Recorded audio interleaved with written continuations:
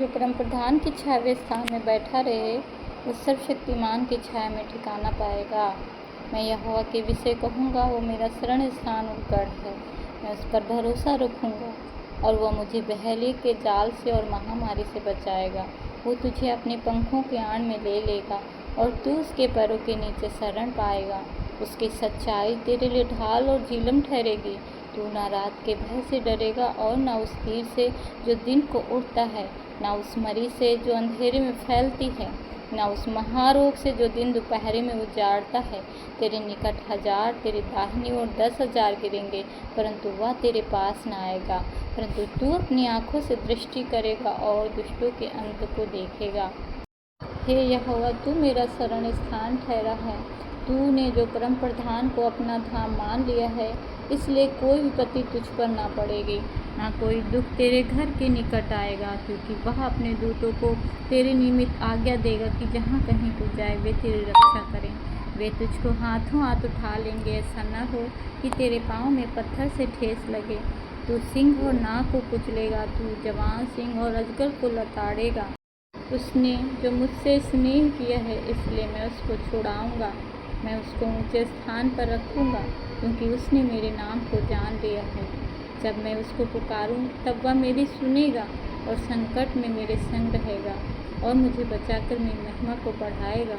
वो मुझे दीर्घायु से तृप्त करेगा और अपने किए हुए उद्धार का दर्शन दिखाएगा। जब हम परमेश्वर पे भरोसा करते हैं, तब ये वचन हमें बताता है कि जब हमारा जीवन प्रभु के निकट होता है, तब संसार का भय हमारे विश्वास पर अधिकार नहीं कर पाता।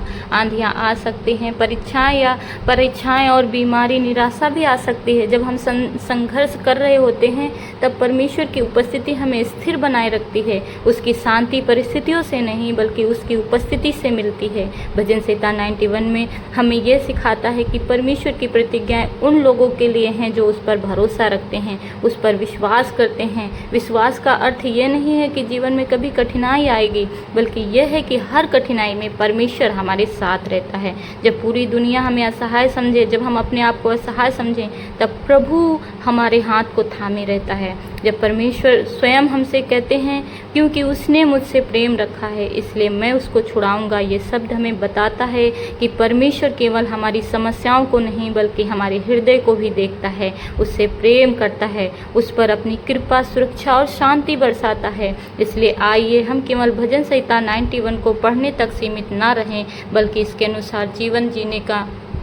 इसलिए प्रिय भाइयों और बहनों, इस वचन को, जो ये वचन है, बहुत ही महत्वपूर्ण है और हमारे लिए अनुग्रह करता है ये वचन। जब हम इस वचन का अंगीकार करते हैं, आप सोने से पहले और उठने के टाइम इस वचन का अंगीकार करें।